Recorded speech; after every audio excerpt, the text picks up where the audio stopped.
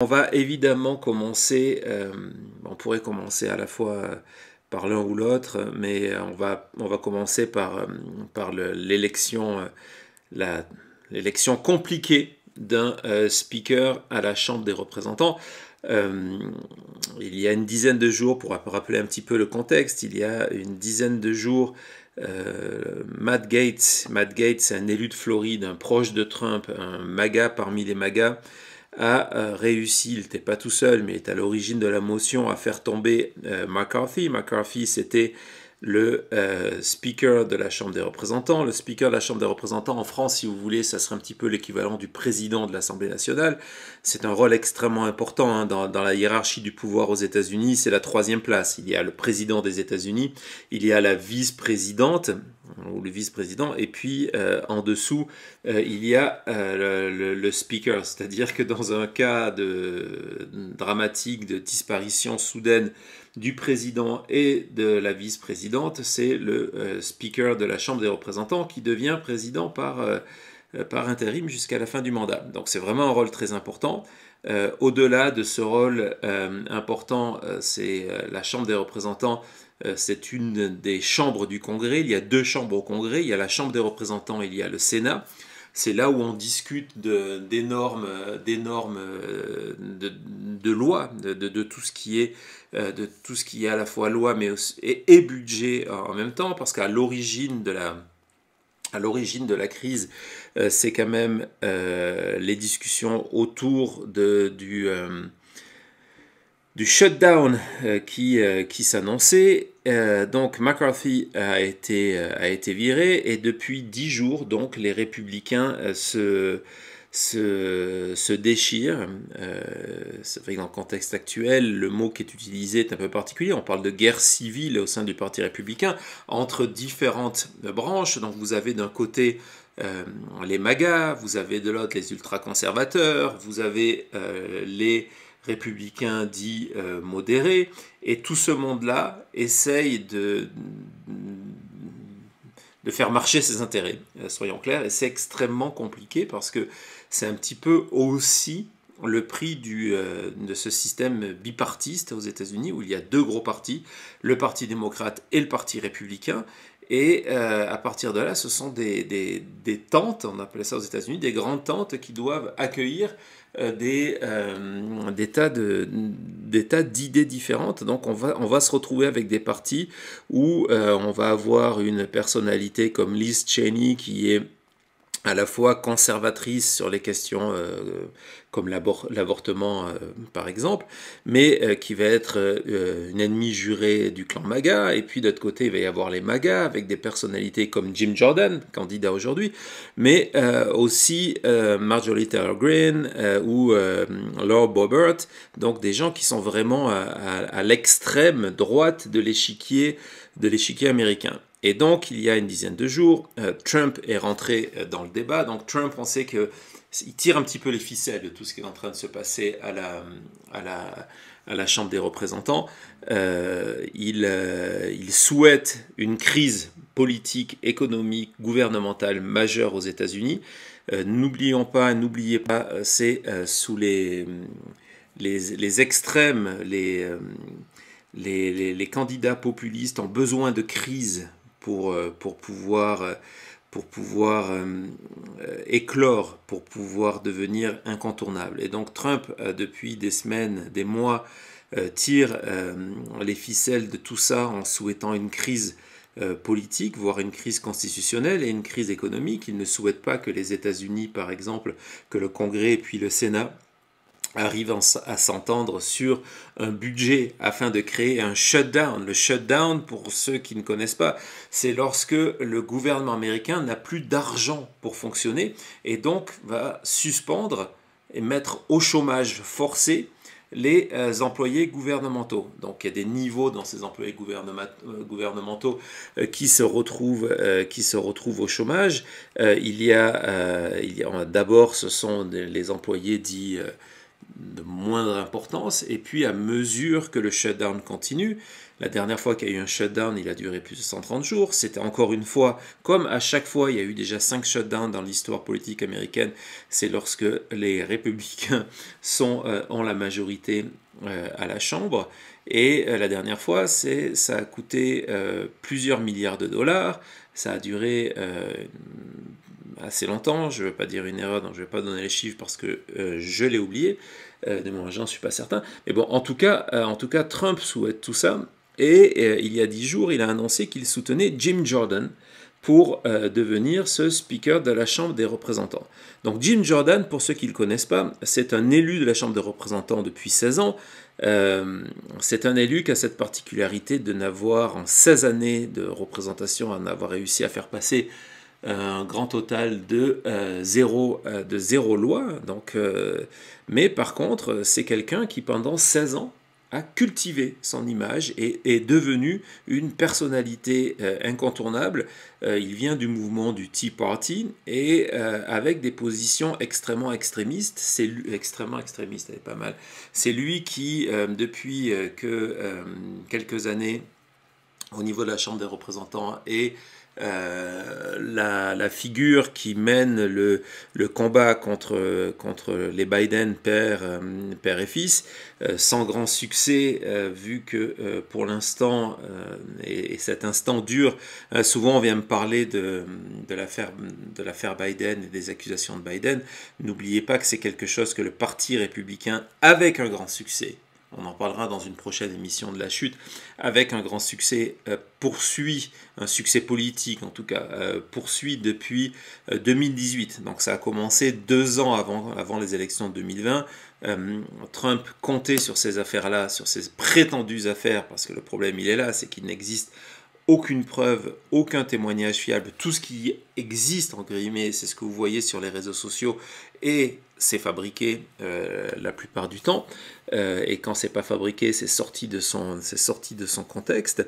Et donc la réalité, depuis 2018, les républicains, pour des tas de raisons, jouent la carte des affaires Biden et ne réussissent pas à prouver quoi que ce soit. Et donc Jim Jordan, c'est ce qu'il fait à la Chambre des représentants depuis surtout que les républicains ont repris la majorité en 2022, sans grand succès non plus. Et Jim Jordan, où là ça devient vraiment troublant, Jim Jordan, je ne vais pas vous parler de son passé, peut-être on fera ça tout à l'heure, de son passé à la universitaire, lorsqu'il était assistant coach et scandale d'abus sexuels, etc., etc.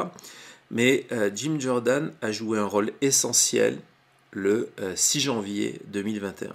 C'était le contact de Trump directement pour réussir sa tentative de coup d'État au niveau de la Chambre de représentants.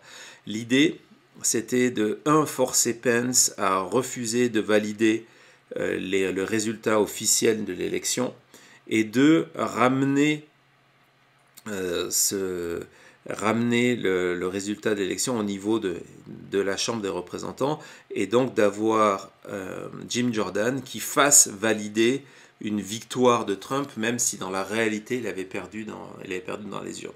C'est pour ça que Liz Cheney, dont je vous parlais tout à l'heure, est extrêmement active depuis quelques jours, à démontrer comment c'est extrêmement dangereux d'élire Jim Jordan. Non seulement dans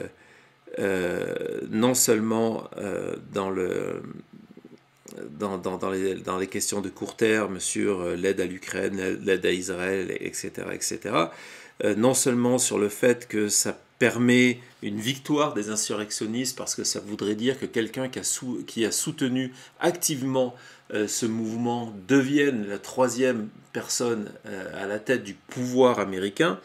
Ça pose des questions en fait sur la Constitution, parce qu'en fait il a préféré choisir la Constitution au-dessus, il a préféré choisir, Trump au-dessus de la Constitution, et donc tout ça pose des problèmes. Ça poserait problème si, par exemple, en 2024, qu'est-ce qui se passerait si Jim Jordan, président de la Chambre, speaker de la Chambre des représentants, excusez-moi, pas président, speaker de la Chambre des représentants, refuse de valider la victoire, de son côté, de valider la victoire de Biden si Biden gagne, et commence à faire cette espèce d'opposition systématique qui entraînerait une crise constitutionnelle, ça ouvre beaucoup de problématiques, et au-delà de ça, aujourd'hui, ce qui a circulé, ce qui est un document qui avait été publié lors de la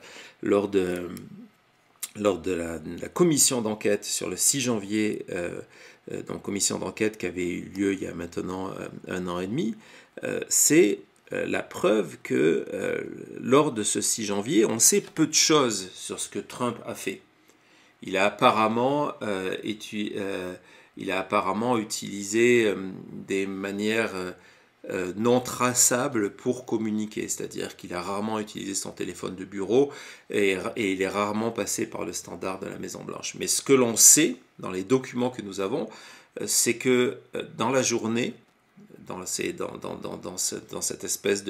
les archives officielles de la journée du 6 janvier 2021 de Trump, il a passé quelques coups de téléphone traçables à 4 ou 5 personnes. C'est pas beaucoup, hein. C'est pas beaucoup pour Trump, c'est pas beaucoup pour le président des États-Unis.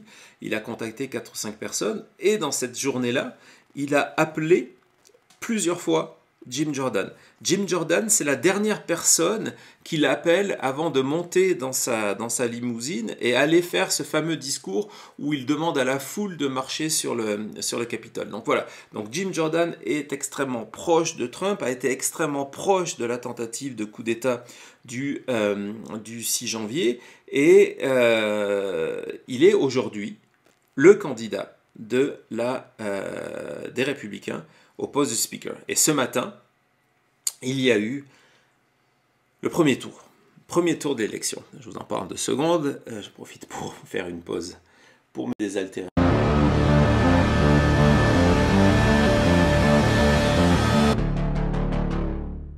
Si vous êtes sur YouTube, je sais que certains d'entre vous ont décidé de soutenir l'émission en passant par le super chat, donc je voudrais remercier Antonin, merci. Je voudrais remercier Flore, une habituée, merci. La Chute Production, ouais, c'est ça, on est en train de devenir un studio à part entière, donc merci.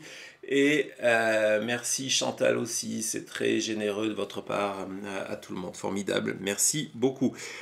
Donc, ce matin, élection, après des négociations en coulisses avec un candidat qui avait été choisi dans un premier temps, qui s'appelle Stephen Scalise, qui a été choisi vendredi, au bout de 30 heures de pression de la part de ce noyau d'extrême droite, ce noyau MAGA soutenu par Trump, de pression extrêmement forte, Steve Scalise s'est retiré au profit de Jim Jordan, qui s'est présenté aujourd'hui dans un premier tour et qui n'a pas été élu. Donc il y a un deuxième tour qui va arriver, ça a été confirmé.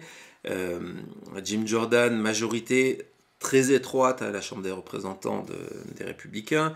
Il avait besoin de faire quasiment le plein des voix du Parti républicain. Il ne devait pas en perdre plus que 5. Il en a perdu 20. C'est considérable, mais ce n'est pas une surprise, hein. Il faut aussi raison garder. C'est clair que à part McCarthy qui, sur Fox News, avait prédit une victoire au premier tour de Jim Jordan, c'était à peu près le seul. Mais c'était important pour Jordan, d'aller, je vais vous expliquer pourquoi il est allé se présenter en sachant qu'il allait perdre au premier tour. C'est un moment extrêmement important parce que ce vote permet d'identifier ceux qui ont voté pour vous, forcément, mais ceux aussi qui ont voté contre vous. Et à partir de là, ça autorise Jordan et ses fidèles à aller voir les électeurs qui ont voté pour lui et d'essayer de trouver des accords individuels.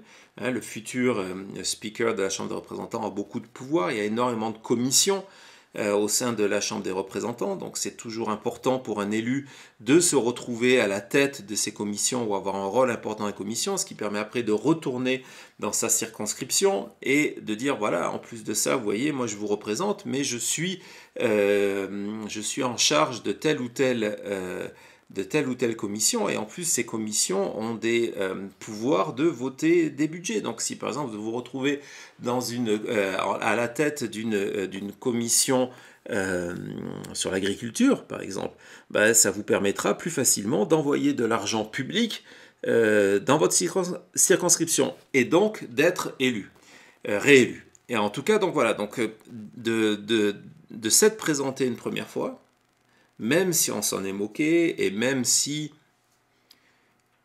le rejet de Jordan a eu plus d'ampleur que ce que je pensais. Je pensais qu'il allait perdre le premier tour, mais pas forcément avec 20 républicains qui vont contre lui. On savait que la plupart des républicains qui allaient voter contre lui sont ces républicains qui sont dans des circonscriptions qui, à l'élection de 2020, ont voté Biden. Donc ce sont des circonscriptions qui sont fragiles pour un élu de droite parce que ce sont normalement des circonscriptions de gauche. Donc se mettre dans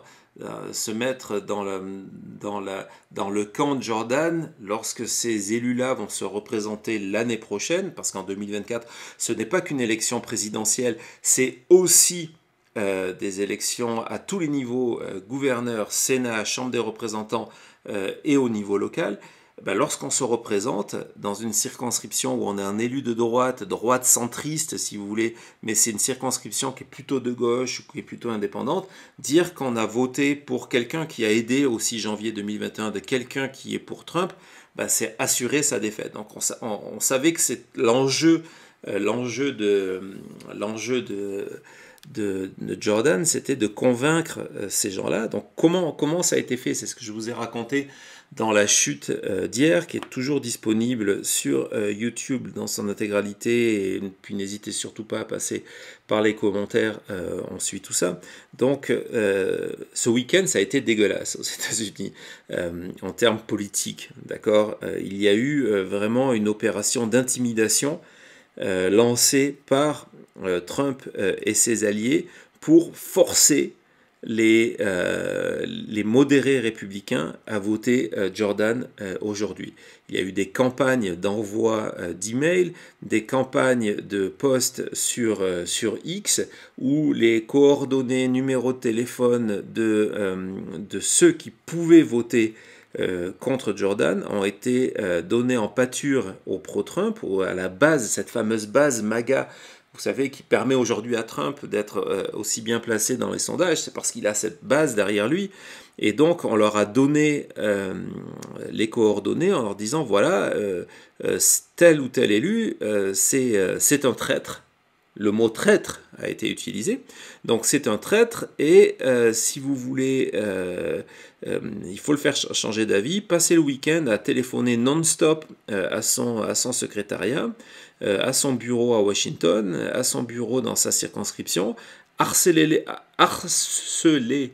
non-stop afin qu'ils cèdent.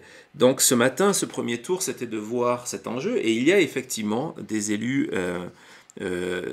à risque, donc des élus qui sont plutôt modérés et élus dans des circonscriptions qui sont plutôt promis aux démocrates, qui ont cédé et qui ont voté Jordan. Mais ça n'a pas suffi. Donc il y a 20 candidats il y a 20 élus qui ont voté contre Jordan. Ironiquement, le candidat démocrate, le Parti démocrate, lui, a voté pour un seul bloc, pour son leader, pour Jeffries. Le candidat démocrate a fait plus de voix que Jordan, mais ce n'est pas comme ça que l'on gagne une élection. Il faut atteindre un quota, un quorum un chiffre qui peut changer selon le nombre d'élus présents. Et donc, personne n'a atteint la limite pour être élu. Donc, deuxième tour à venir. qu'est-ce qui va se passer dans ce deuxième tour? On a certaines indiscrétions qui vont encore plus dans le sens du chaos.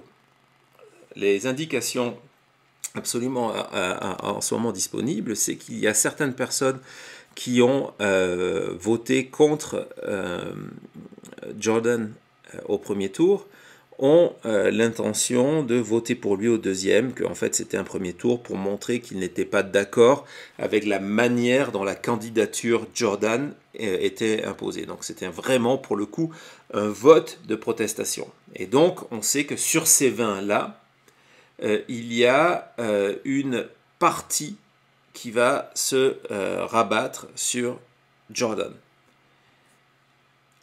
L'enjeu, c'est la taille de ce groupe d'électeurs qui va se revenir vers Jordan. Est-ce que ça va être suffisant pour lui pour être élu au bout d'un deuxième tour, au bout d'un troisième, et pourquoi pas au bout d'un 14e, 15e? Rappelez-vous, McCarthy a été élu au bout de 15 tours. À chaque tour, il était obligé d'aller faire des concessions pour finalement faire la concession ultime qui a été utilisée pour le faire virer. C'est l'ironie de la situation.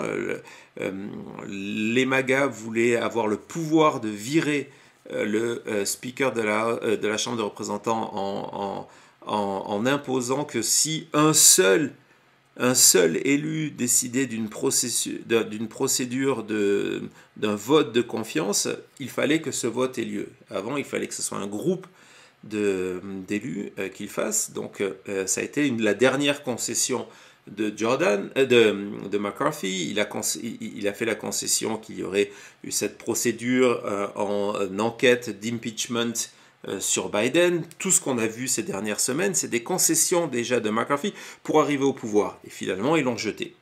Et donc, on peut arriver dans une situation comme ça où Jordan va être obligé de faire des concessions. On sait que, par exemple, un des enjeux principaux du speaker dans ces prochaines semaines, dans ces prochains jours, c'est à la fois la question du shutdown et à la fois le financement, l'aide économique qui va être envoyée en Israël, à Taïwan et en Ukraine.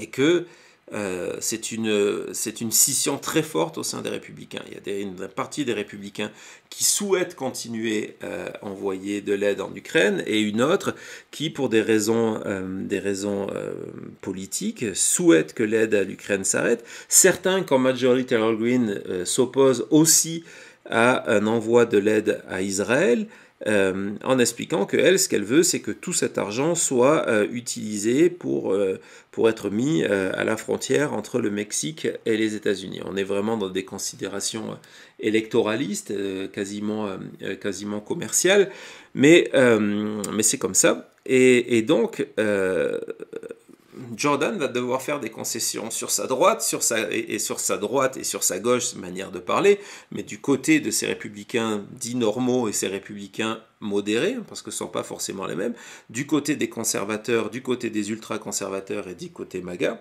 et ça va être extrêmement difficile. Mais en tout cas, on part vers ça. Donc ça, c'est le premier point. Et le deuxième point qui est important, ce que l'on sait aujourd'hui dans les rumeurs politiques, dans les rumeurs de couloir, donc c'est que non seulement des gens, ce qui est plutôt une bonne nouvelle pour Jordan, des gens qui ont voté non pour Jordan vont voter oui pour lui dans un deuxième tour, mais c'est là que tout se complique, et c'est là qui montre qu'on est vraiment au sein d'une crise politique sans précédent aux États-Unis, avec une question, c'est est-ce qu'on va arriver à reprendre la marche en avant du gouvernement, parce que au cœur de cette élection, c'est bien ça. Et donc, on a appris que certains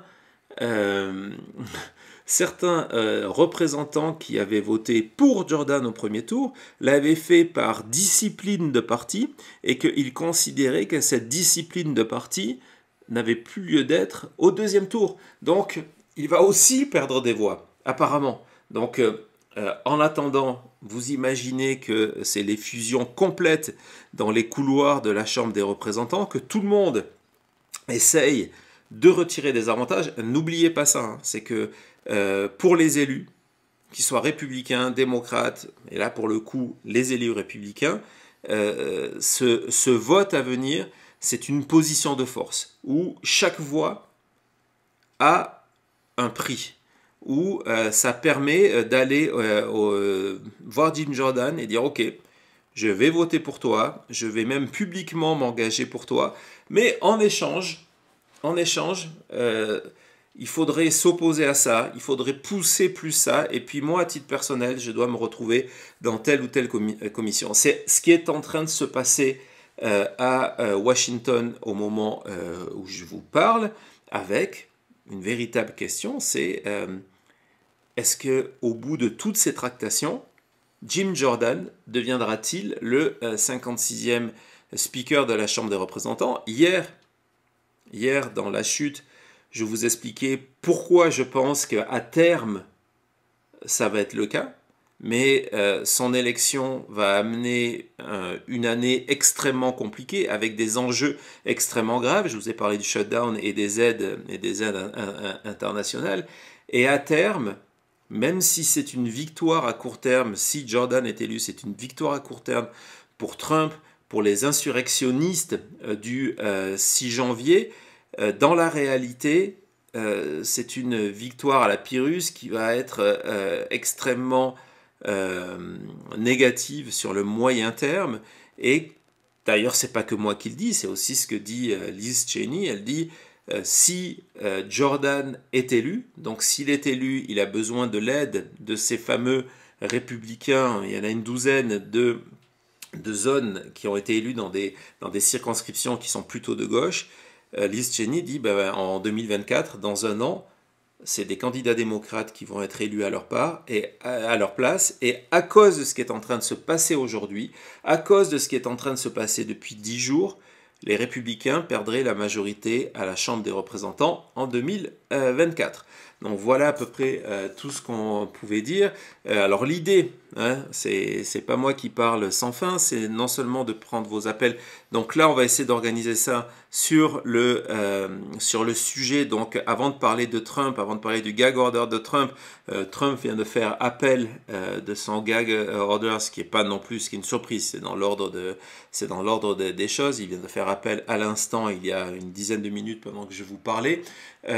Au-delà de ça, donc on parlera de New York, mais là, si vous avez envie d'intervenir avec des questions, des remarques, des avis sur ce qui se passe à la Chambre des représentants, c'est le moment. Je sais que Thomas, il y a déjà des questions dans ce sens-là sur le chat YouTube. Donc, je vais vous lire ça tout de suite, dans 2 secondes. Je découvre en même temps. Oui, aussi, je dois faire mon travail, il ne faut pas que j'oublie. Si vous souhaitez nous rejoindre sur Patreon, c'est vraiment apprécié. On essaye vraiment de construire une communauté de la chute là-bas. On va vous proposer énormément de contenu à mesure que le calendrier avance et que tout ça s'intensifie. Et c'est grâce, d'ailleurs, si vous nous entendez aujourd'hui et aussi souvent, c'est grâce aux efforts de la communauté Patreon qui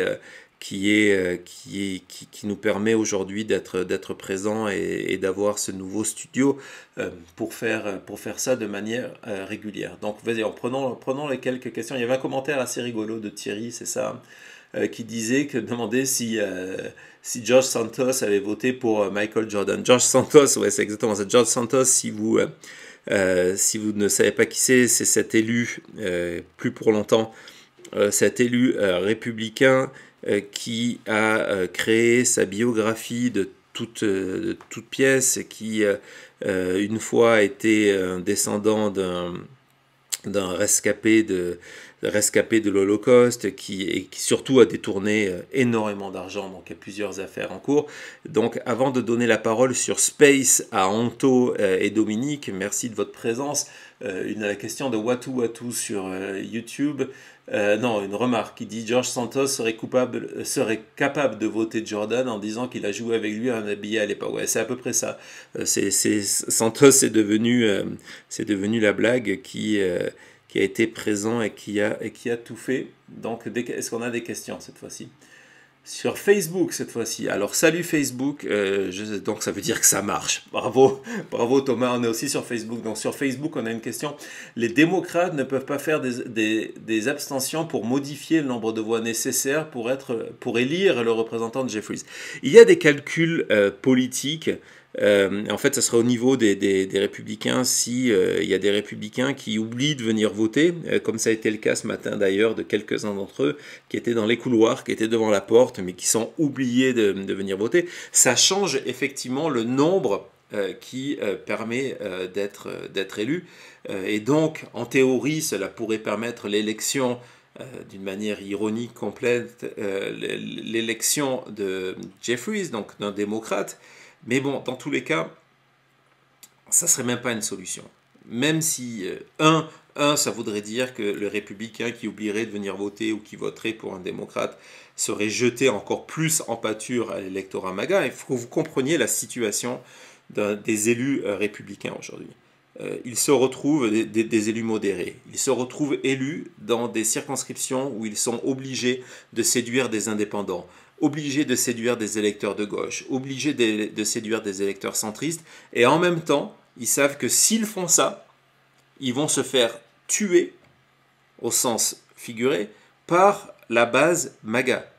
Et on sait que ces pressions sont considérables. C'est quelque chose qu'on a vécu en 2022 lors des primaires républicaines pour les élections de mi-mandat, ces fameuses midterms, où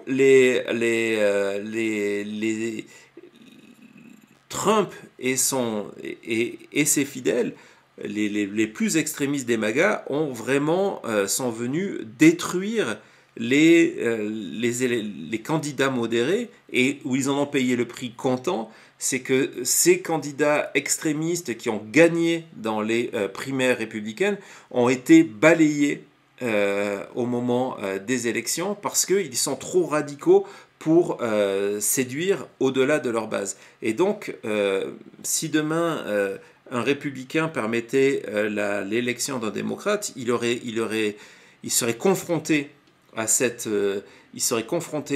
vague de haine qui peut aller jusqu'aux menaces. Il y a certains élus qui ont préféré arrêter leur carrière politique que de continuer à exposer leur famille au risque.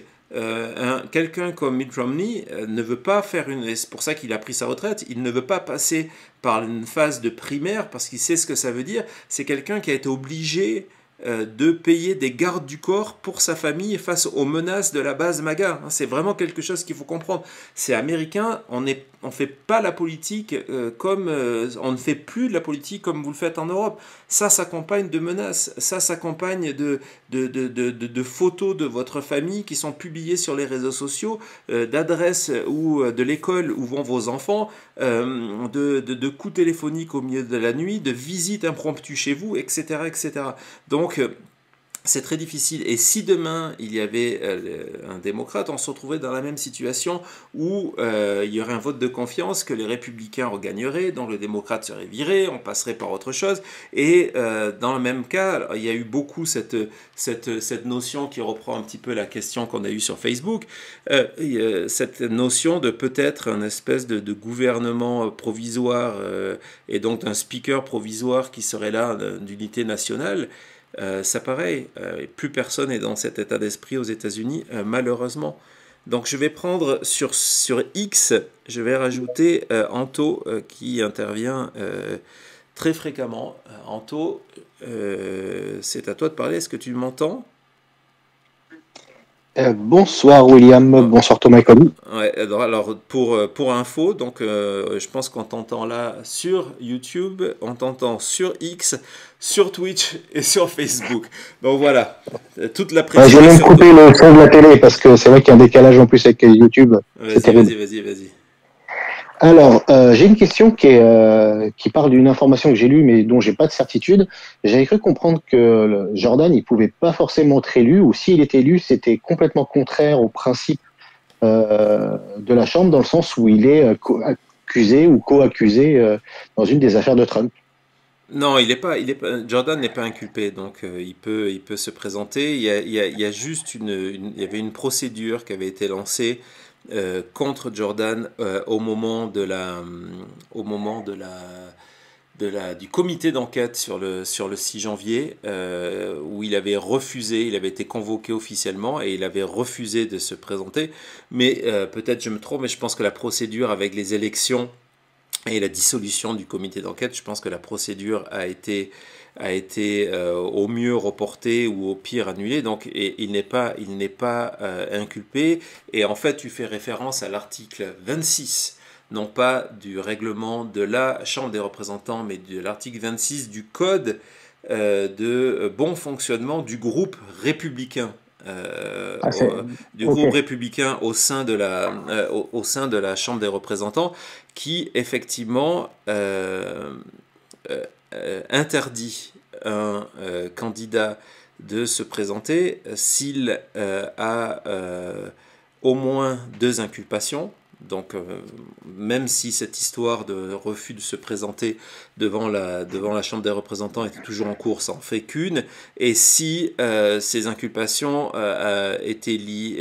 amenaient un risque de au moins un an de prison, ce qui en plus ne serait pas le cas. Donc, dans tous les Oui, cas, c'est la pas le cas. Ok. candidature de Jim Jordan est légitime sur la forme. Après, sur le fond, on peut se poser d'autres questions. Voilà, ça reste détestable, mais il a le droit de le faire. Ok, merci. Exactement. Je t'en prie. Merci beaucoup. On va donner la parole à Dominique. Mais avant ça, est-ce qu'on a une autre question sur YouTube, hein? J'essaye de jongler un petit peu de partout et donc vous la lire à haute voix si vous nous écoutez sur X. Je trouve que ça fonctionne bien pour l'instant. J'espère que les gens de Twitch aussi. Vico sur YouTube, sur le chat de YouTube, si vous voulez participer au chat, retrouver cette communauté complètement extraordinaire de la chute, venez sur YouTube. Je sais que c'est très difficile de vous faire venir à partir de X parce que Elon Musk limite l'impact des liens et donc on me demande si le shutdown est donc inévitable. J'habite à Las Vegas. Je vais répondre comme ça. J'habite à Las Vegas. Si aujourd'hui je devais parier, aller dans un casino et parier sur le shutdown, je parierais sur le fait que oui, il est inévitable. Je ne vois pas aujourd'hui comment il y a un accord. On se rappelle ce qui s'est déjà passé au niveau du 1er octobre. Le 1er octobre, rappelez-vous, on est arrivé à quelques heures du shutdown et il y a eu cet accord provisoire, ce fameux CR45, donc un accord provisoire pour 45 jours qui est passé parce que les démocrates et une partie des républicains ont voté ensemble. C'est ce qui a aussi déclenché cette révolution MAGA, c'est le fait que ce texte qui permettait au gouvernement américain de continuer à fonctionner pendant 45 jours a été voté. C'est d'autant plus, à mon avis, ça va être d'autant plus difficile à éviter que Trump lui-même, bon, il dit aussi beaucoup de choses et souvent tout et son contraire, mais Trump s'est exprimé plusieurs fois sur la question du shutdown et en septembre dernier sur Truth Social, donc sa plateforme, a exprimé sa volonté que le shutdown arrive en disant que voilà, c'est de toute façon, il estimait que ça serait une bonne chose. Je pense que les employés qui ne vont plus avoir de salaire du jour au lendemain, hein, voilà, c'est ce que ça veut dire aussi, les employés gouvernementaux qui du jour au lendemain n'ont plus de salaire. Souvent, ces salaires, selon votre statut, est rattrapé. Mais je vais donner un exemple concret. Je ne sais pas si certains d'entre vous connaissent le Capitole. Donc, Capitole, c'est à la fois la Chambre des représentants, le Congrès, donc la Chambre des représentants et le Sénat. C'est une énorme suite d'immeubles, en fait. Ce n'est pas un seul immeuble, c'est une énorme suite d'immeubles à Washington. Et il y a donc des élus. Il y a des employés fédéraux qui font fonctionner tout ça. Et puis, il y a aussi toute une partie de personnes qui travaillent au bon fonctionnement de cet immeuble qui ne sont pas des employés fédéraux, qui sont des employés de compagnies qui sont en charge par exemple de l'entretien, de la restauration, etc., etc. S'il y a le shutdown, ces personnes-là, du jour au lendemain, se retrouvent sans chômage et sans salaire. Et il n'y aura pas de récupération salariale pour ces gens-là. Donc, à terme, c'est des conséquences humaines extrêmement graves, mais ça veut dire aussi qu'il va y avoir des répercussions sur l'économie américaine. Moins d'argent, moins de consommation. Donc ce sont vraiment des enjeux graves et Trump souhaite que l'Amérique rentre en shutdown.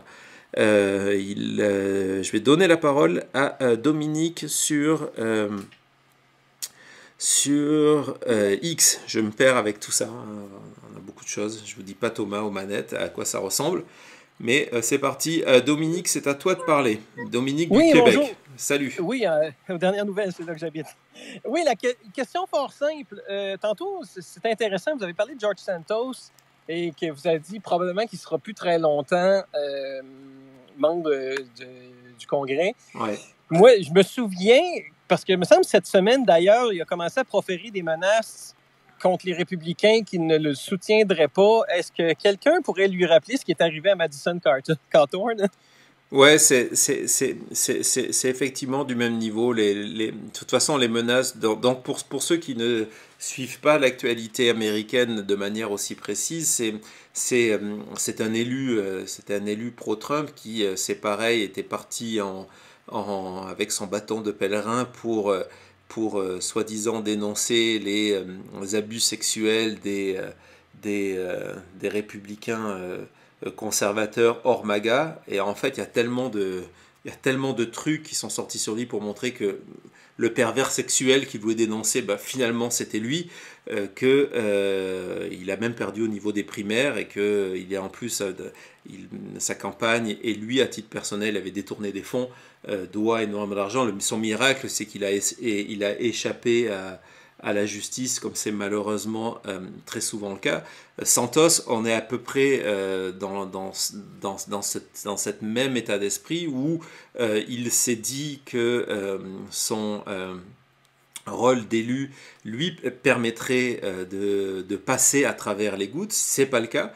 Il y a une vingtaine de chefs d'inculpation contre lui, dont les plus graves tournent autour de détournements financiers. Sa campagne vient de publier ses comptes cette année et la semaine dernière, je crois que c'est la première fois que je voyais passer ça, une campagne qui est dans le négatif, tellement que en fait il a brûlé tout l'argent pour son train de vie avec des tas d'arnaques personnelles, des séjours en Floride, des séjours à Las Vegas justement.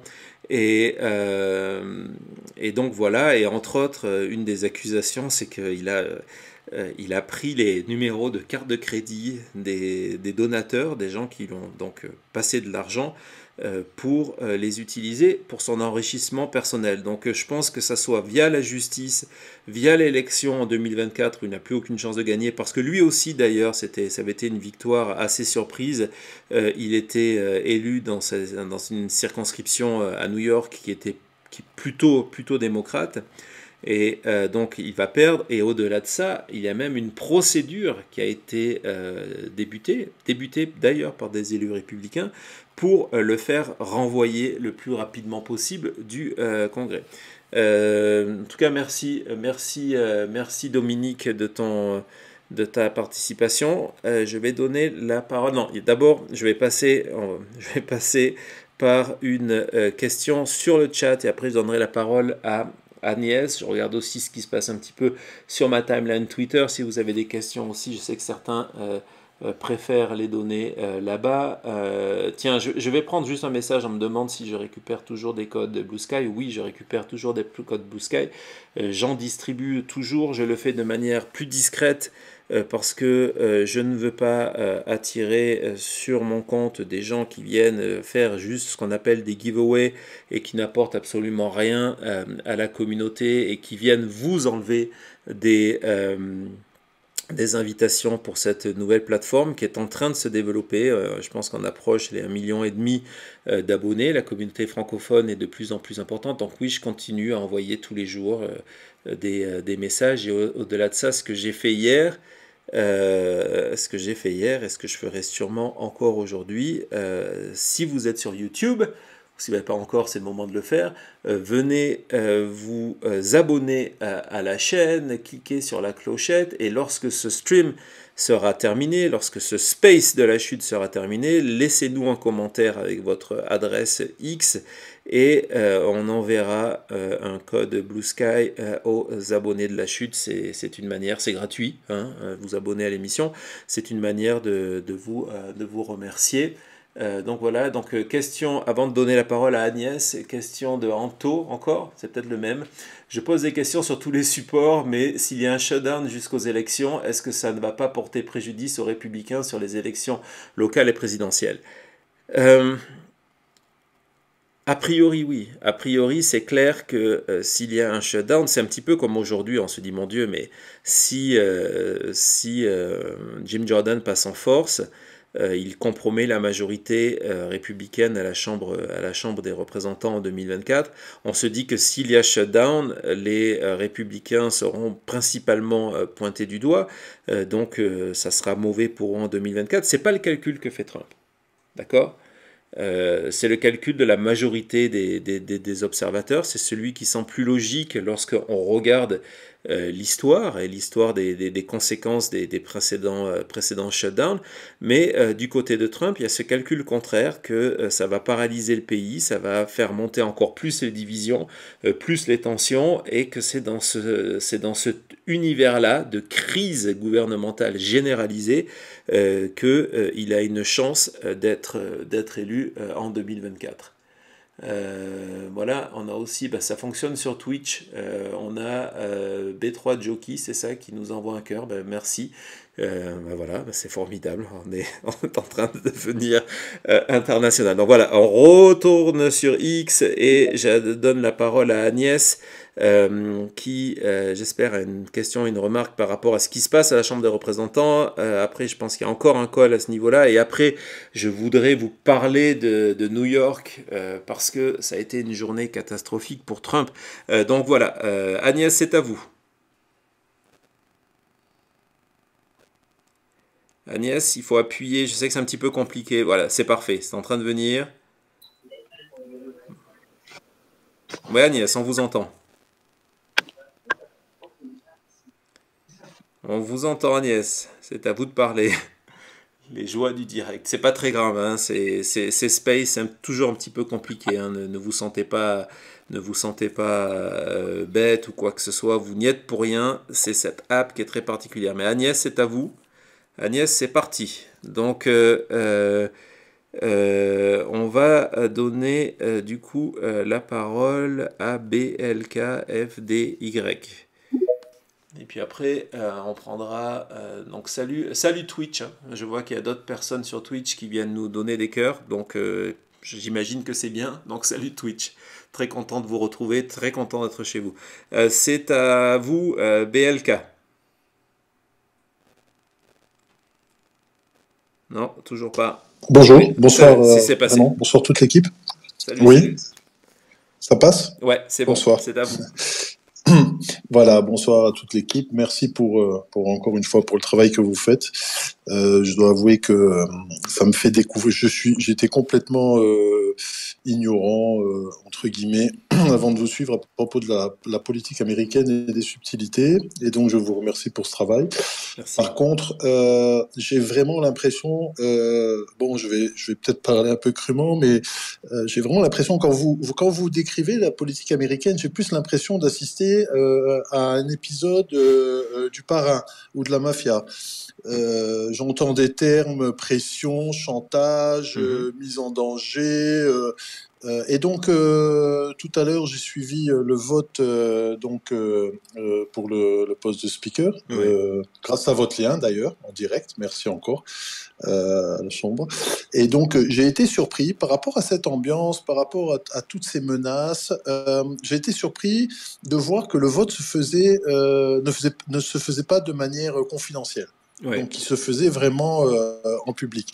Donc, ma question était très simple. Je pense que vu les changements dans la société et surtout vu ce profil dangereux que vous évoquez avec Monsieur Trump, est-ce que ce sujet est évoqué à un certain niveau, à savoir que est-ce qu'il faudrait peut-être pas changer le mode de scrutin par un scrutin confidentiel qui permettrait en tout cas de laisser une certaine liberté et peut-être de desserrer cette pression qui est faite sur les élus. Alors, Mhm.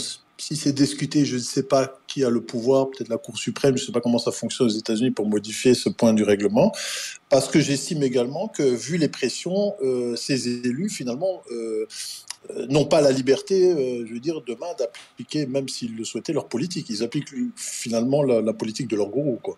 Ouais, Et je pense que c'est un danger. ouais, c'est une bonne analyse et c'est une bonne question.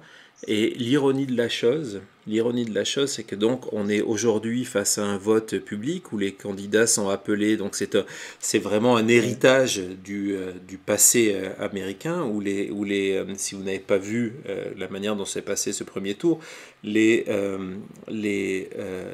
élus sont appelés par ordre alphabétique et doivent à haute voix donner le nom de leur choix. Donc à partir de là, forcément, on sait pour qui on a voté ou pas. Et l'ironie de la chose, c'est que depuis 3 jours, il y a eu des tours de scrutin, parce qu'à un moment, l'idée des républicains, c'était de se dire, ok, on s'est ridiculisé une première fois avec ces fameux 15 tours de McCarthy, qui était devenu une blague aux États-Unis, vraiment, qui était sur toutes les émissions de télé, ce qu'on appelle les late shows, les émissions de deuxième partie de soirée avec Conan, etc., etc. Et donc, il s'était dit, ce qu'on va faire, c'est que on va d'abord voter en interne. Et une fois qu'on aura notre champion et qu'il aura toutes les voix, on ira faire un vote public et hop, au premier tour, on emballe tout ça. Et l'ironie de la chose, c'est qu'ils ont commencé à faire ces votes-là jeudi dernier au sein des Républicains. Ils se sont rendus compte qu'il y avait trop de monde qui n'osait pas dire et donc ils sont passés au bulletin secret. Et c'est grâce à ce bulletin secret que on a vu que en fait il y avait en gros 150, je crois 155 républicains qui étaient prêts seulement à voter pour Jordan. Donc il y a un refus encore plus grand. C'est-à-dire que on voit ce décalage que vous décriviez très bien, que Mhm. lorsqu'ils votent de manière secrète, à bulletin secret, il y a encore moins de républicains qui souhaitent qu'il soit candidat. Mais donc où je vous rejoins, c'est que ce serait vraiment un poids un poids sur le scrutin. Mais la Bah oui. réalité, c'est que il n'y a pas aujourd'hui, il n'y a pas de mouvement pour réformer cette manière de voter. Et encore une fois, si vous nous écoutez depuis un petit moment, j'explique que en fait, le point commun des années Trump et depuis ce qui se passe, c'est que ça a été d'explorer toutes les failles et la manière archaïque de ce système américain. On en connaissait beaucoup avant. On savait par exemple cette espèce de contraste complètement fou où on pouvait perdre une élection au niveau général mais gagner au niveau des grands Mhm. électeurs, ce qui est aussi un archaïsme. Et donc Trump et d'autres autour de lui ont identifié toutes ces failles-là et ont Mhm. décidé de les utiliser. Et aujourd'hui, l'utilisation de aller faire un vote public obligeant publiquement à montrer son opinion, c'est aussi une manière de faire du chantage. Donc il y aurait une réforme complète de la politique américaine. Peut-être que dans quelques années, il y a eu des petites choses qui ont été faites à droite à gauche au niveau justement du Congrès avant 2022, mais il y aurait un véritable travail d'étude de remettre tout à plat, de voir où euh, où ça a pêché, à droite et à gauche, et se dire, voilà, il faut reprendre ça, mais c'est des systèmes qui sont tellement difficiles à voter, où chaque réforme, il faut des super majorités, etc., qu'on est dans ce système prisonnier, et aujourd'hui, Trump, vous avez raison, Trump sait en jouer formidablement. Oui, et oui, finalement, on n'a pas un vote objectif. Et en fait, si vous voulez, le fond de ma question, parce que bon, j'ai bien conscience, c'est un peu comme partout, que le processus est lourd, long et tout. Mais moi, ce qui m'intéressait surtout, c'était de savoir si, parce que vous l'évoquez, mais est-ce que Non. d'une manière générale, dans les médias, dans la société américaine, c'est quelque chose qui sont en train de réaliser, en fait, Ouais, c'est dit, ça dépend d'une des manière, sujets. qu'il y a un problème. Ouais, ça dépend des sujets. En fait, sur les histoires de grands électeurs, c'est évoqué de manière de plus en plus importante à chaque scrutin. Parce que si on voit en 2016, par exemple, Trump a perdu le vote général et a gagné le vote des grands électeurs. En 2020, il a perdu encore plus grandement le vote général. Il a perdu le vote des électeurs, des grands électeurs, mais finalement de très peu par rapport à la réalité du terrain. Donc on en parle à ce moment-là, mais personne ne veut bouger. Les républicains aujourd'hui, et je dirais la même chose si c'était le démocrate, pour le parti républicain, les électeurs républicains, les élus républicains, ils savent que si on réforme ce système-là, à cause des évolutions démographiques des États-Unis, pour eux, ça sera très difficile de retourner à la Maison-Blanche. Donc, il n'y a aucune volonté politique de le faire. Donc, c'est évoqué de temps en temps. Oui, il y a discussion. Oui, on a parlé de bulletins secrets pour aujourd'hui. Oui, on a parlé de la volonté de dire pourquoi pas donner plus de pouvoir au président, au speaker par intérim, etc. Mais dans la réalité, ce ne sont pas des sujets de fond. Merci. Ben, je vous en prie, merci beaucoup. Merci, bonne soirée. Ok, tiens, on a un invité qui est en train de passer. Bonjour. Salut, donc pour celles et ceux qui le découvrent sur Space, qui nous découvrent sur Facebook, parce que Cody, nous sommes sur Facebook, ceux qui nous découvrent sur Twitch, salut Twitch. Très heureux de se retrouver. Je suis un consommateur de Twitch moi-même, d'accord, abonné à pas mal d'émissions. Et donc, on a Cody qui hier nous a fait sa rubrique Sous le radar sur le passage de Kamala Harris et qui aujourd'hui est à la fac. Et donc, salut Cody, je vais te laisser la parole quelques minutes. Pour nous dire comment ça va, quoi. Vas-y, on t'écoute. Le chat YouTube est là aussi. Et, je suis dans le chat. Ok. Vas-y, on t'écoute et après je vais parler du procès de New York. Vous allez voir, terrible journée pour Trump. Je voulais juste faire un petit coucou, dire bonjour à tous les amis. Je tenais aussi à te dire, pas mal t'as coupé les cheveux. Quand je suis parti de la maison, c'était pas du tout ça, mais ça fait bien, ça passe bien à l'image. Et je vais rester quelques minutes dans le chat pendant que je mange, un peu vous parler, mais après je vous laisse entre adultes faire vos trucs. Ok, bah merci Cody, bon cours, et puis on te retrouve très rapidement avec Sous le radar. J'expliquais tout à l'heure pour ceux qui sont des spectateurs de la communauté La Chute, c'est ce que j'ai publié d'ailleurs hier sur notre page Patreon, où j'essaye de vous donner un petit peu ces informations avant tout le monde, d'aller un petit peu sonder sur vos envies, etc. Parce que vous êtes la communauté de La Chute, que notre idée est de faire donc ces espèces de space. Enfin, ces espèces, on appelle ça donc de space de La Chute, ces rendez-vous interactifs sur Twitch, sur Facebook, sur YouTube et sur X, en attendant que Blue Sky débarque. Pour l'instant, des outils malheureusement qui sont l'équivalent de Space sur Blue Sky ne sont pas au niveau et je ne veux pas vous offrir une expérience de qualité moyenne. Donc on veut faire ça plusieurs fois par semaine et puis 1 ou 2 fois par semaine on aura notre grosse émission, notre gros rendez-vous avec tous les rubriques habituelles dont celle de Cody. Donc voilà, Cody, merci beaucoup. On va passer à autre chose. On va parler de New York si tout le monde est là. Alors d'habitude à ce moment-là, Thomas sur YouTube nous envoie un jingle. Je ne sais pas comment ça va passer sur X, mais en tout cas, voilà, jingle.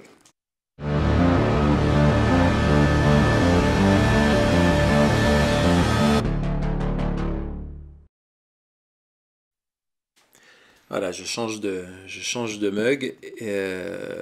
Je sais, on va me dire, mais pourquoi c'est pas des mugs de la chute? Nous, on veut du merch. Ah ah, bientôt, peut-être.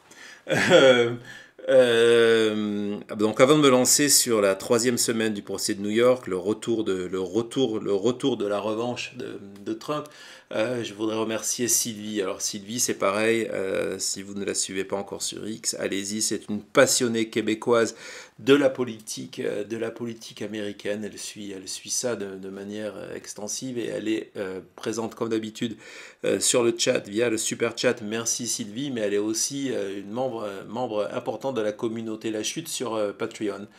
Donc pour ceux qui ne voient pas le lien, c'est Patreon, donc patreon.com barre William Raymond en un seul mot. Donc, j'ai oublié, il y a Sylvie aussi, une autre Sylvie, c'est pas la même, donc, mais bon, c'est très sympa. Merci Sylvie. Merci Denis aussi de votre participation et merci Eric. Et c'est pas terminé, mais vous êtes fous les gens, mais merci beaucoup. Tout ça, donc Scooby-Doo, on a Scooby-Doo lui-même qui est là. Merci Scooby-Doo. N'oubliez pas, si vous voulez des codes Blue Sky, de vous abonner à la chaîne sur YouTube et d'aller dans les commentaires une fois que le direct sera terminé. Et on me demande à quand des mugs de la chute. Ah ben ça, il faut parler au producteur de l'émission, là, le gars qui est sur ma gauche. Mais bon. Bientôt, j'espère. En tout cas pour moi. Donc, New York, 3e semaine du procès de Trump, procès en civil, procès sur les fraudes de la Trump Org, où il y a 3 semaines, lors de la première partie, donc c'est une deuxième partie de procès, lors de la première partie de ce procès qui s'est déroulé sans audience, qui était une procédure voulue et signée par Trump et par la procureure Laetitia James, le magistrat a reconnu Trump coupable, Trump, ses fils, la Trump Org et certains cadres de la Trump Org coupables de fraude au pluriel. L'idée de ces fraudes, c'était de faire de fausses déclarations sur la valeur des biens de Trump et grâce à ces fausses déclarations, à la baisse, payer moins d'impôts, déclaration à la hausse, et lorsque je vous parle de fausses déclarations à la hausse, ça allait parfois jusqu'à 2300% au-dessus de la véritable valeur, utiliser ces fausses valeurs pour avoir accès à des crédits important de plusieurs centaines de millions de dollars parce que Trump, comme beaucoup de milliardaires, vit grâce au crédit, ce qui lui permet de ne pas toucher ses assets et donc d'avoir des crédits plus importants et à des taux de crédit défiant toute concurrence que vous, moi et toutes les personnes réunies ici ne peuvent jamais obtenir. Et donc première partie, Trump reconnu coupable de fraude, et depuis 3 semaines, donc, procès en cours pour déterminer le niveau de l'amende que Trump va payer. La procureure demande une amende de 250 millions, c'est le magistrat qui va décider de ce montant-là, ça sera peut-être moins, ça pourrait être 0, mais ça pourrait être 250 millions, ça pourrait être plus, et au-delà de cette amende, il y a aussi une demande que Trump, ses fils soient interdits de faire des activités économiques à New York pendant 10 ans ou de traiter avec des banques, et là ça serait problématique, avec des banques qui ont des bureaux à New York, donc en gros toutes les banques. Et donc depuis maintenant 3 semaines, on a beaucoup parlé de la première semaine parce que Trump était là. Et donc depuis 3 semaines, les témoins circulent et nous racontent une volonté organisée, planifiée par Trump, principalement, de mentir sur la valeur de ses biens, sur la taille de ses biens. Par exemple, lorsqu'il parle de de son triplex à New York. Il va déclarer un triplex d'une taille 3 fois supérieure, ce qui va lui permettre évidemment de donner une valeur plus importante au bien. Et donc il y a eu cette accumulation de témoins. On a appris que une des motivations de Trump, il y avait deux motivations de Trump de mentir sur l'état de sa fortune. Un, c'était de monter dans les classements de Forbes. Forbes, excusez-moi 2 secondes.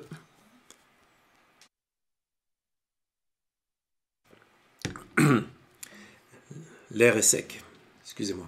Donc, excusez-moi, une de ses motivations, c'est de monter dans le classement Forbes, qui publie chaque année le classement des 400 Américains les plus riches. Et d'ailleurs, Forbes vient de le sortir de ce classement-là. Et donc, sa motivation, c'était d'être le plus haut possible et d'avoir la une, etc. On connaît ses histoires d'ego. Mais surtout, ce qui était crucial, c'est que le dernier crédit, après le refus de plusieurs banques qui ont regardé les valeurs des biens Trump avec beaucoup de suspicion, le dernier crédit qu'il a reçu, venant de la Deutsche Bank, était lié à une condition, c'était que la valeur de ces biens ne devait pas descendre en dessous de 2,5 milliards de dollars, alors qu'à ce moment-là, la réalité, c'est que ces biens ne faisaient pas 2,5 milliards de dollars, mais au moins la moitié de ce chiffre-là, peut-être encore moins que ça. Et donc, à partir de là, s'il déclarait la véritable valeur de ses biens, non seulement il annulait le prêt, mais il était coupable de payer des pénalités extrêmement importantes. Et donc, deuxième semaine plus calme parce que Trump n'est plus là. Et Trump est revenu aujourd'hui parce que, pour différentes choses. Par rapport au procès, parce qu'on sait que c'est une semaine assez importante en termes de témoins. Il y a vraiment et aujourd'hui ça a été le cas, des témoins clés qui viennent raconter cette volonté organisée de tricher, organisée et assumée. Donc ça, c'était un point important. Et la deuxième raison, c'est que c'est le procès. Comme toutes les condamnations, on l'a vu hier avec le gag order de Trump. Donc pour le gag order de Trump, encore une fois, venez voir l'émission d'hier. Je vous expliquais en long, en large et en travers tout ce qui était couvert, pas couvert par ce gag order et ce que Trump va essayer pour essayer de le contourner. On vient d'apprendre qu'il vient de faire appel. Alors, le gag order, c'est un bâillon où il est interdisant de ne plus parler d'attaquer verbalement en tout cas ou par écrit via Truth Social certains membres de l'équipe, du procureur, de la cour, des témoins, etc. Et donc hier dans les minutes, mais vraiment quand je dis dans les minutes presque j'exagère tellement que en fait c'était plus rapide que ça, et parce que ça a commencé quelques jours avant. Les supporters de Trump, les abonnés à sa mailing list ont été submergés d'emails en disant voilà, je n'ai plus de parole, soignez ma parole, parlez pour moi en m'envoyant de l'argent. Et donc on sait que tous ces rendez-vous judiciaires aujourd'hui, tous ces événements souvent historiques, parce que c'était une première historique, on pense que voilà, non seulement un ancien président est inculpé, mais il se retrouve donc sous un gag order parce que il est devenu une menace pour la justice. Quand même fou de penser ça comme ça. Donc tous ces événements-là sont utilisés par Trump pour lever de l'argent. C'est d'autant plus une nécessité. On va faire une émission spéciale de la chute, pas que sur ça, mais qui va peut-être en fin de semaine, peut-être samedi, pour parler des levées de fonds et de combien Trump, mais pas que lui, Biden et les autres, récupèrent. Ont récupéré ces derniers semestres, ce dernier trimestre, pour un petit peu avoir une tendance. Aujourd'hui, on sait que Trump est dans une comptabilité extrêmement tendue, où l'argent qui rentre sort quasiment immédiatement, pas pour sa campagne, heureusement qu'il bénéficie d'une sorte de publicité gratuite liée à sa personnalité, mais pour payer ses avocats et les avocats de témoins dont il souhaite qu'ils ne collaborent pas. C'est aussi un aspect complètement fou du droit américain. On sait que certains témoins clés des affaires, comme par exemple à Mar-a-Lago, refusent de témoigner contre Trump, et en échange, leur avocat et on a un petit bruit, je pense que c'est peut-être ça qui est trop près, non? Je sais pas, donc leurs avocats sont fournis, choisis et payés par la campagne Trump, et on imagine, c'est le cas par exemple d'un des témoins dans le cadre de l'affaire de New York. Il a légalement, je précise encore une fois, il a démissionné, donc c'est l'ancien directeur financier de la Trump Org. Il a démissionné de la Trump Org, et en échange de sa démission, il a signé un contrat qui limite sa liberté de parole avec des paiements à la clé. Donc par exemple qu'il n'a pas le droit de collaborer avec une enquête sauf s'il a reçu une convocation officielle, ce qui est le cas cette fois-ci, mais même il y a cette espèce de chantage à l'argent où la plupart des paiements ne sont pas faits au moment de la signature, mais sont faits dans 6 mois, 1 an, 2 ans, à la fin des procès, pour s'assurer que les gens en fait, ne parlent pas. On parlait tout à l'heure de système mafieux, on n'en est pas loin. Ne parlent pas parce qu'ils ont peur que ça compromette le paiement des 1, 2, 3, 4, 5 millions que Trump leur a promis. Donc c'est une manière d'empêcher la justice de travailler. C'est une réalité. Ah, on a un petit souci, non? On fait une pause. Ah, on fait une pause.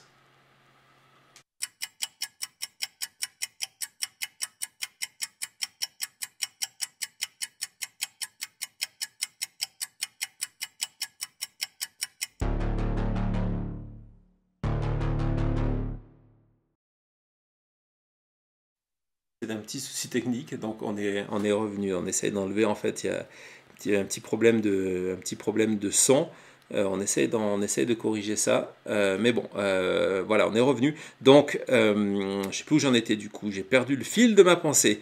Donc, des témoins qui refusent de parler en échange d'argent, et donc ces moments sont importants pour Trump pour venir réclamer de l'argent. Et lors de la première semaine du procès, il y avait tous ces moments avant et à la fin de l'audition où Trump venait parler, et après utiliser ces moments pour faire de la pub sur Truth Social ou par réseaux sociaux pour demander plus de dons à ses supporters. Et donc c'est aussi une raison de son retour à New York. Et donc, comme je vous le disais à l'époque, et comme je le dis maintenant, il faut bien comprendre que lorsque Trump est à l'intérieur d'une salle d'audience, devant un magistrat, il est sous serment. Mais une fois qu'il a quitté la salle d'audience et qu'il est devant la porte, tout à l'heure Thomas sur YouTube vous montrez une photo de sa première déclaration de presse ce matin, lorsqu'il parle aux médias à ce moment-là, il faut bien comprendre qu'il a le droit de dire ce qu'il veut. Et droit de dire ce qu'il veut, ça veut dire droit de mentir. Et c'est ce qu'il fait de manière considérable. Comme par exemple ce matin, donc il est arrivé et au lieu de parler du procès de New York, il a principalement parlé du gag order en expliquant qu'on l'empêchait de critiquer Biden, de critiquer le ministre de la Justice, alors que c'est spécifiquement le contraire.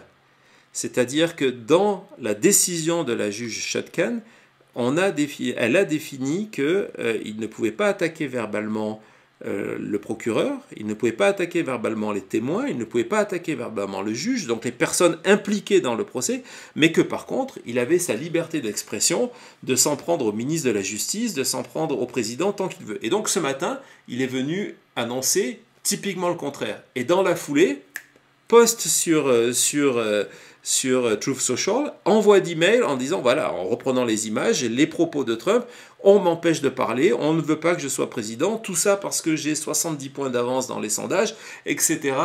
etc. En parlant de la photo, je l'ai aussi postée sur... Cette photo, elle est folle. Je l'ai aussi postée sur Twitter. Elle est folle à 2 niveaux et Thomas vous la montre sur... je pense aussi sur Twitch, du coup. Sur Twitch, sur Facebook et sur YouTube, bien évidemment. Et donc, vous avez d'un côté... on a accusé Trump ces derniers temps d'un sacré coup de fatigue. Je ne sais pas d'ailleurs si vous avez vu ces derniers meetings avec des grosses difficultés à parler, avec une certaine incohérence, etc., etc. Et on l'a trouvé très fatigué. Et donc vous voyez maintenant le contraste de photos, le maquillage qu'il porte. Donc on n'est plus dans du orange, là on est dans du acre entre sa chemise blanche et la paume de ses mains. Donc c'est la première chose.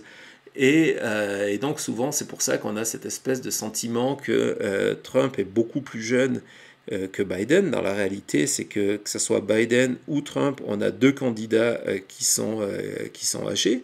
2 candidats qui sont âgés, mais un qui aujourd'hui est sur la scène internationale, qui s'apprête demain, peut-être on en reparlera demain, de partir en Israël, et l'autre qui lui est devant des tribunaux. Et donc il y a ça, et l'autre chose c'est, je ne sais pas si vous voyez, bon c'est qu'une photo, mais la tête de l'avocate de Trump derrière, qui est complètement affligée et épuisée par le moment, parce qu'il faut dire que c'est un boulot à plein temps depuis des mois. Et puis la différence, c'est que être avocat de Trump, c'est être avocat de Trump à la cour. Et puis après, c'est de faire, dès que c'est terminé, le tour des médias et aller apporter la bonne parole, y compris dans un axe politique.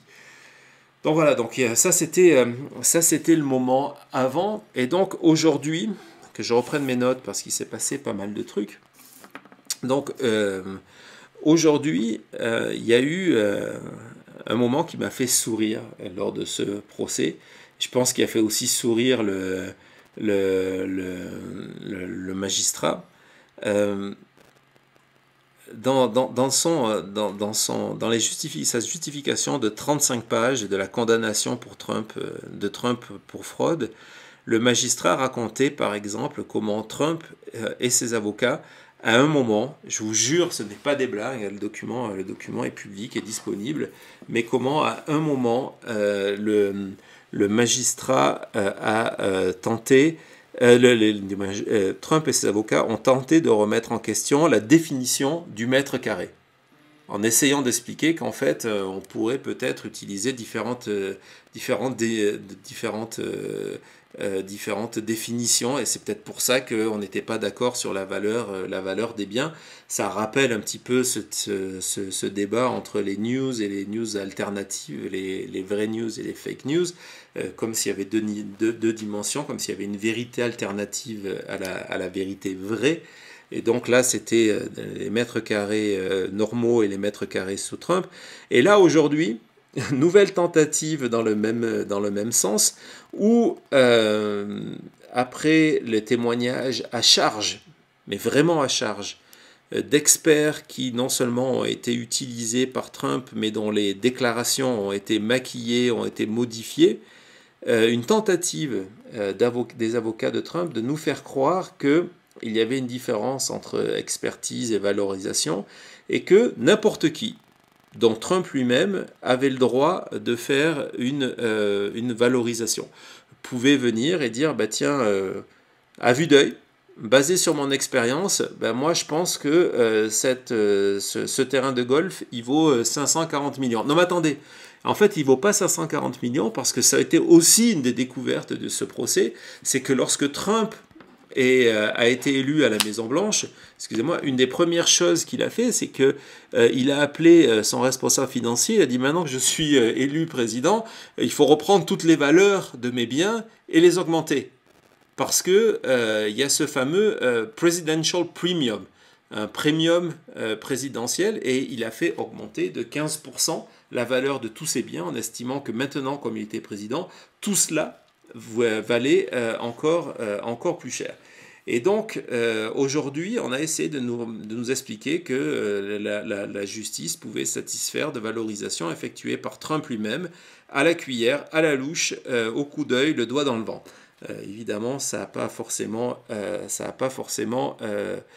convaincu le magistrat ou le véritable expert, parce que voilà, ce matin, on a eu des véritables experts qui sont venus de compagnies irréprochables dont le travail a été utilisé par Trump.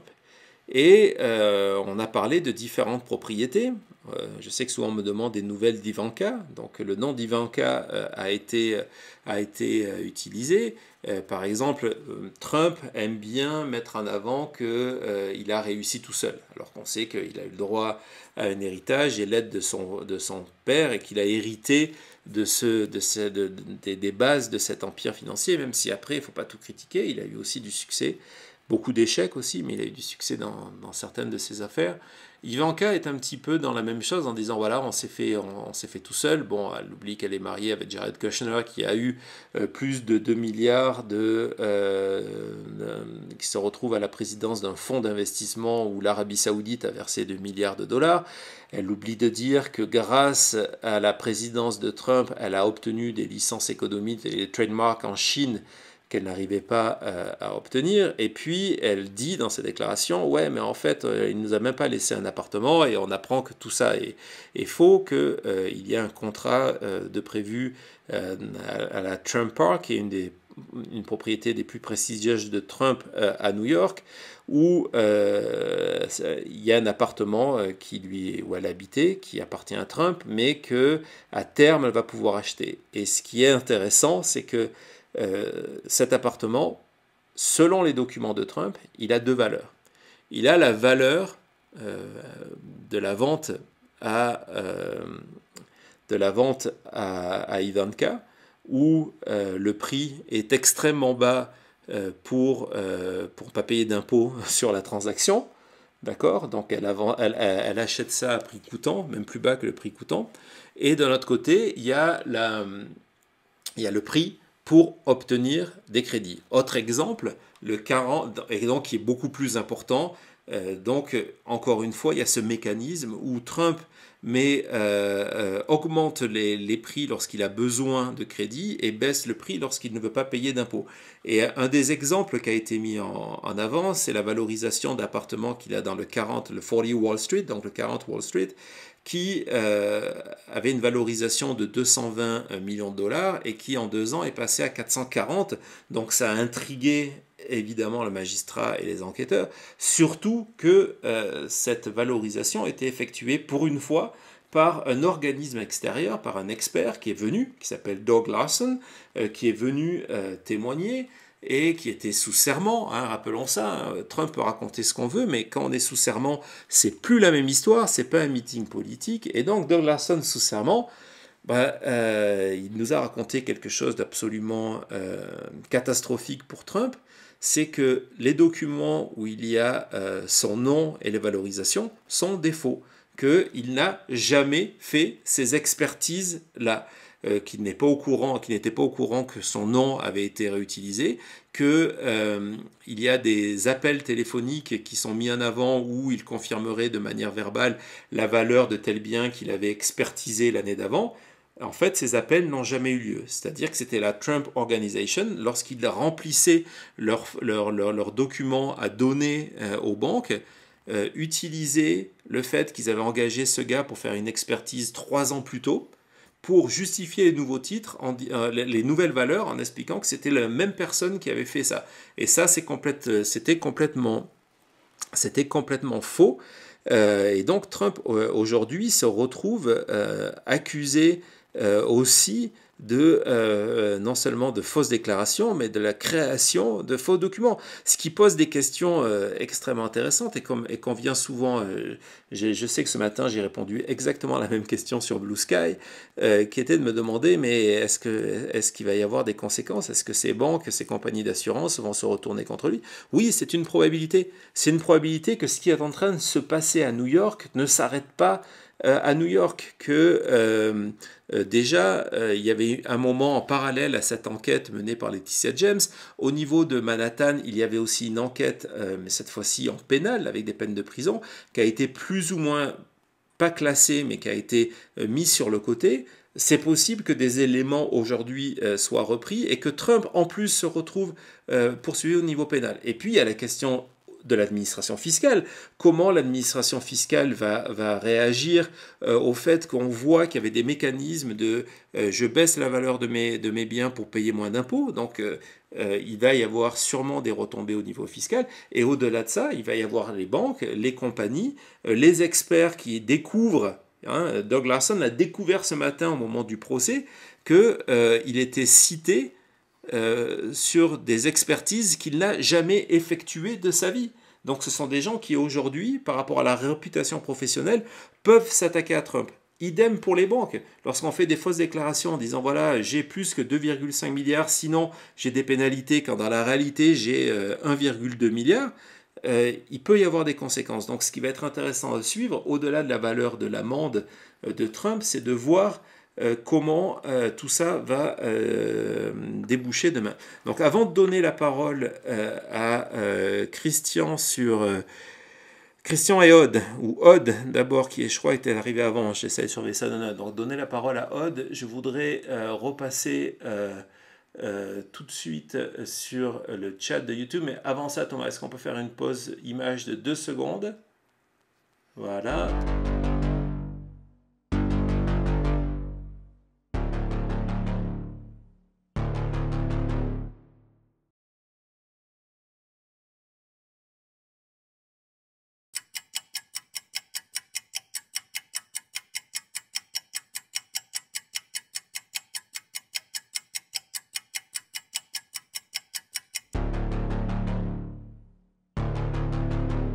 Fois où on est, c'est la première fois où on est sur 4 plateformes en même temps, sur X, sur Twitch, salut Twitch, sur Facebook, salut Facebook, et sur YouTube, notre maison, salut la communauté YouTube.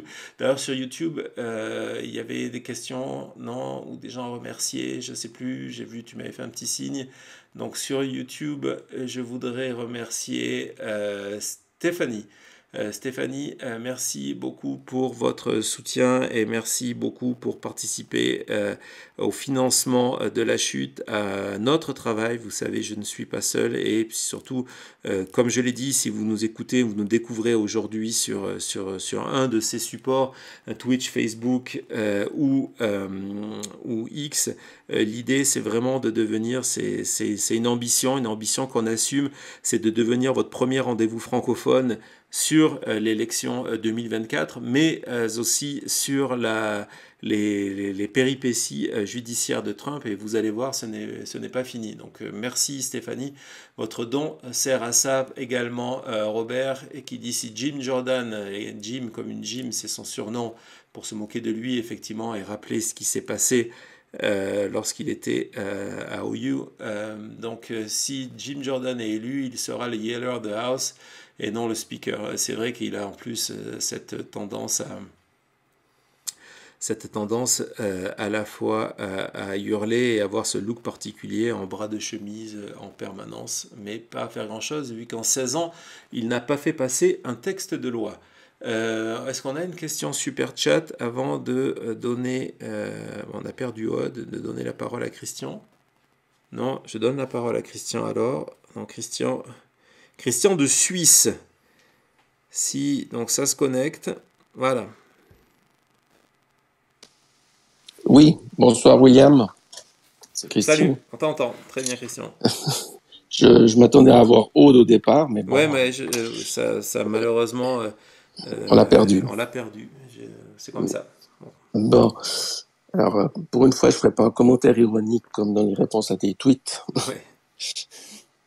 Non, j'avais une vieille question. C'était l'implication de la société fiduciaire Mazars.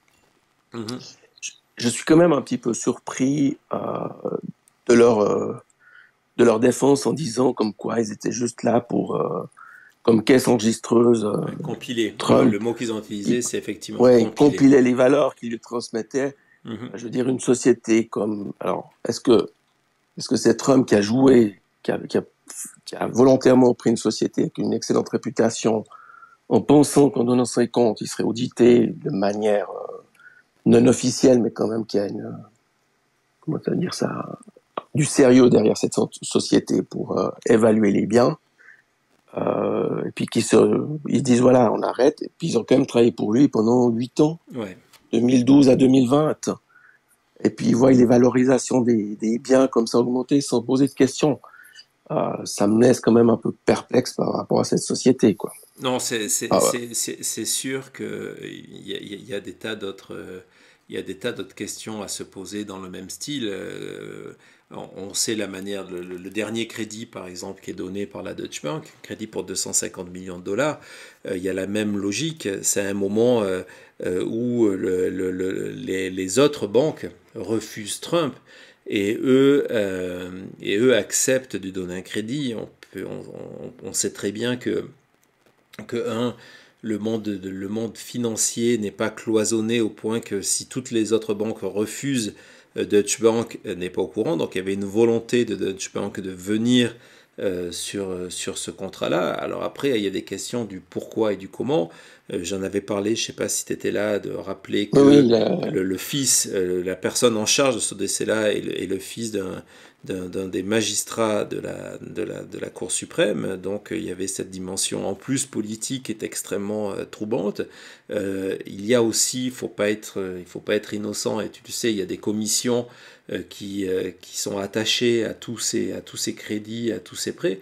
Donc c'est évident que Trump a aussi bénéficié à un moment peut-être d'intérêts divers de différentes compagnies, y compris Mazars, qui avait un gros client qui était dans Mazars. Pour ceux qui découvrent, c'est cette compagnie qui soi-disant faisait l'expertise des comptes de Trump. En fait, eux n'ont jamais fait d'expertise. En termes de définition d'expertise, ils expliquaient que leur travail était en fait de rassembler et de présenter ces documents-là, et lorsque Trump, donc de compiler ces documents, et lorsque Trump présentait ces documents, il disait, vous voyez, c'est un cabinet extérieur qui a fait l'analyse, alors que eux ne vérifiaient pas les chiffres, ils mettaient en page, ils mettaient en forme tout ça. Ça, c'est la version officielle, celle qui a été présentée devant le tribunal, mais c'est vrai qu'on a le droit de s'interroger de leur motivation.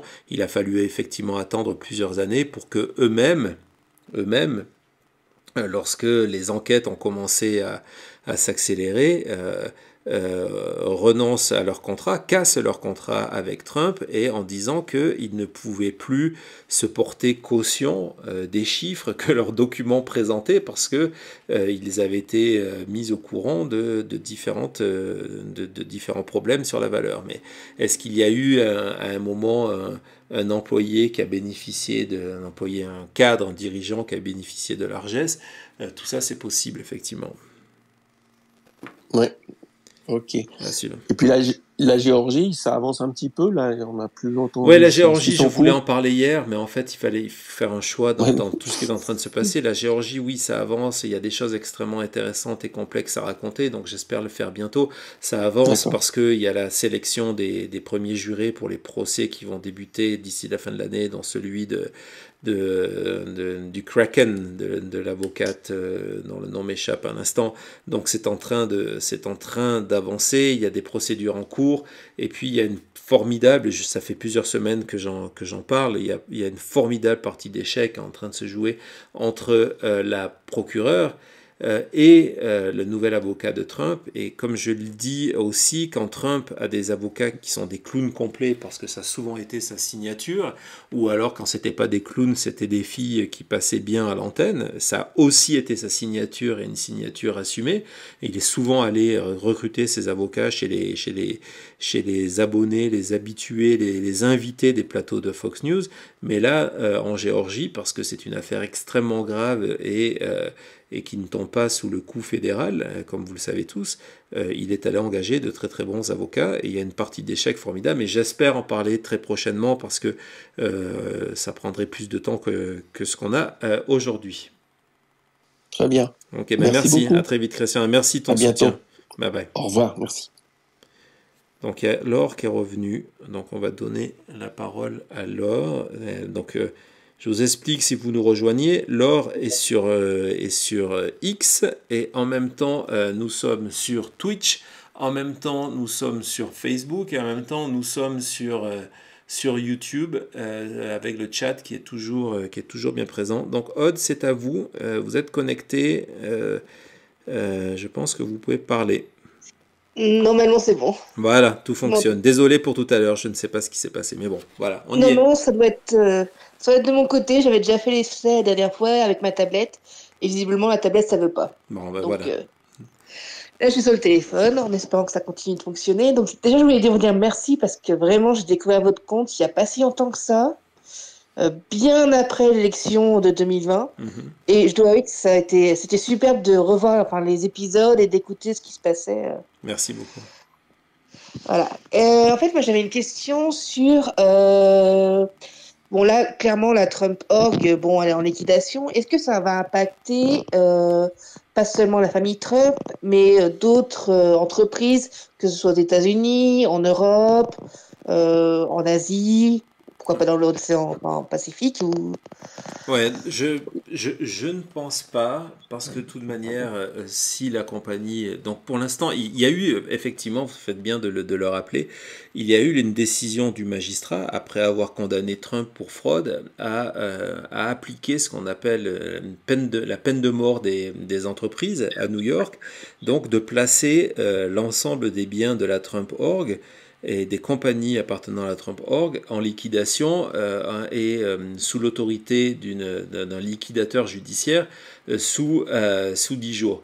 Finalement, cette décision a été suspendue parce qu'il fallait déterminer beaucoup de choses et donc même la procureure de la République était favorable que tout ça soit reporté à la fin du procès qui est en cours. Et donc l'idée, c'est que s'il y a cette liquidation, les premiers qui seront payés, c'est effectivement les compagnies sur lesquelles il y a des dettes. Mais ce qu'on sait de cette fameuse Trump.org, oui, il y a des employés. Aujourd'hui, on ne sait plus vraiment comment. Il y a beaucoup de chiffres qui ont circulé. Et tous ces chiffres viennent à chaque fois de Trump. Donc c'est pour ça qu'il faut les prendre avec des pincettes. Lorsqu'on voit que c'était important pour lui dans la campagne présidentielle, c'était un argument de sa campagne en 2016 de dire regardez le succès que j'ai eu avec mes affaires, qui en fait les gens connaissant l'émission qui s'appelait The Apprentice, où il est mis en scène, émission de télé-réalité, pensait qu'il avait le même succès avec ses affaires. Donc il disait, regardez le succès que j'ai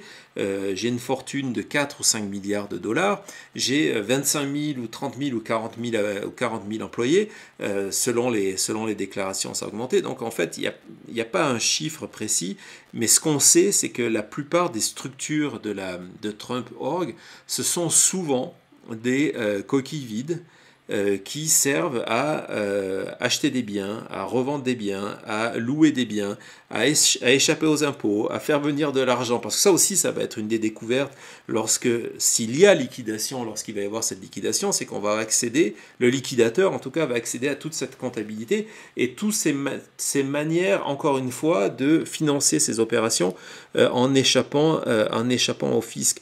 Donc, de ce qu'on sait aujourd'hui, du nombre d'entités qui auraient une licence économique, qui auraient une autorisation à faire des affaires à New York. À un moment, il y a le chiffre de 130 entités qui a circulé, et puis il y a le chiffre de 500. Justement, le nombre est tel que c'est pour ça que ça va être discuté après le procès. On a le sentiment que ce sont, encore une fois, dans un système qui n'est là que pour faire fonctionner Trump.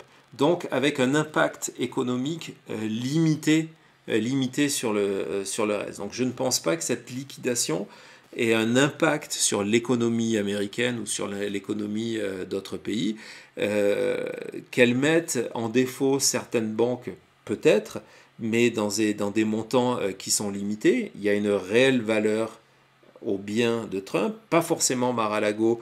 Je vous ai expliqué plusieurs fois pourquoi la vente de Mar-a-Lago est extrêmement complexe, parce qu'il y a cet accord qui fait qu'on n'a pas le droit de faire autre chose que ce que c'est aujourd'hui, pas le droit de faire des travaux, pas le droit de vendre comme étant des terrains pour construire des villas de luxe, etc., etc.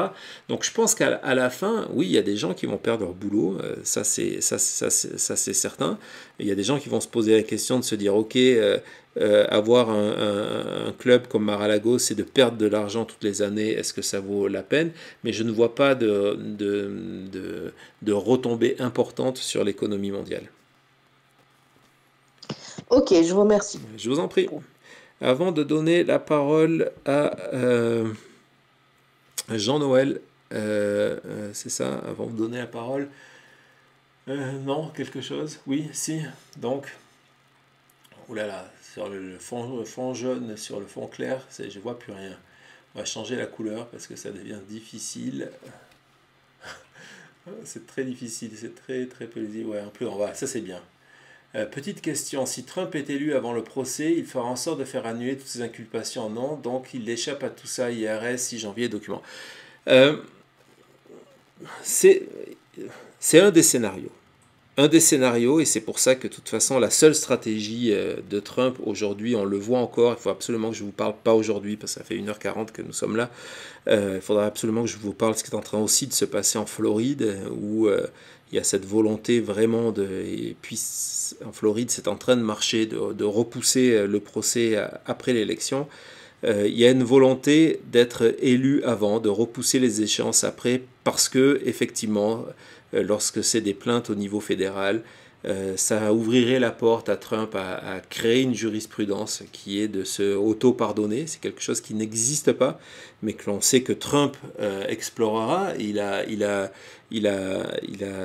avait déjà exploré en 2020 pour apparemment l'abandonner. Je dis apparemment parce que peut-être un jour il va nous sortir une lettre de pardon on ne savait pas qu'elle existait. Au-delà de ça, il y a une jurisprudence très précise où lorsqu'un président est élu, ça suspend en gros les affaires autour de lui parce que on ne peut pas l'empêcher d'exercer son pouvoir. Donc c'est évident que Trump souhaite que tout ça soit, que tous ces procès, il est inculpé dans 4 affaires, 91 chefs d'accusation, tout ça soit reporté.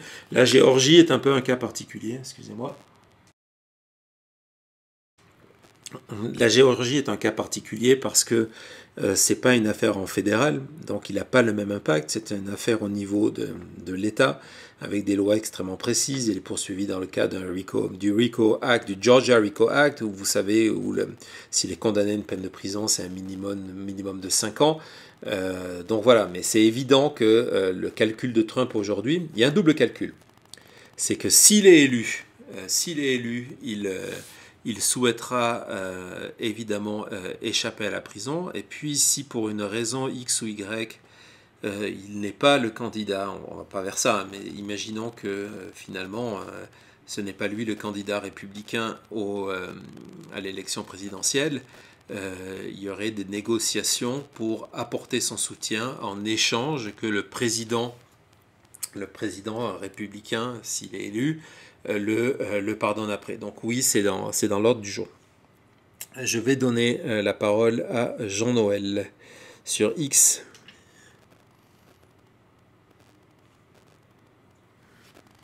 Jean-Noël, c'est en train de se connecter. On a un petit problème de son, un petit grésillement. Ah, Jean-Noël, ça ne se connecte pas.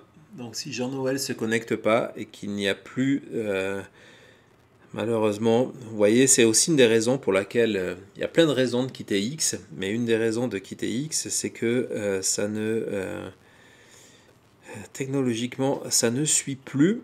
Bon, en tout cas, voilà, sinon on va arrêter là. Donc avant, il y a deux ou trois petites choses, mais avant d'arrêter, encore une fois, si vous voulez des passes Blue Sky, n'hésitez pas à venir vous abonner à notre chaîne sur YouTube, à vous abonner, cliquer sur la petite clochette qui vous permet de savoir quand est-ce qu'on viendra en direct, et puis de venir, une fois que ce live est terminé, de venir dans les commentaires, laisser votre adresse Twitter pour qu'on vous envoie par DM, comme le Père Noël, un code pour venir nous rejoindre sur Blue Sky, qui devient de plus en plus intéressant, même si l'app aujourd'hui fait qu'on peut difficilement se passer de Twitter, mais Chaque jour, ça s'améliore un petit peu, la communauté devient de plus en plus importante, les échanges sont vraiment sont vraiment très très sympas. Donc, il y a encore un soutien via le super chat. C'est Aline, c'est ça? Non, c'est parce que là maintenant on a du bleu sous fond bleu. Je suis désolé Thomas. Donc on a Alna. Merci Alna Fleury. Donc c'était bien ça. On a aussi un autre, excusez-moi, un autre super sticker de Janine. Merci Janine pour votre soutien à la chute. Encore une fois, si nous sommes là aussi fréquemment, si nous sommes là aujourd'hui et qu'on va sûrement revenir demain et puis samedi d'une manière assez certaine, on aura notre émission habituelle, c'est parce que vous êtes de plus en plus nombreux à vous abonner à nos pages, à partager nos messages, à venir sur nos spaces, à venir lors des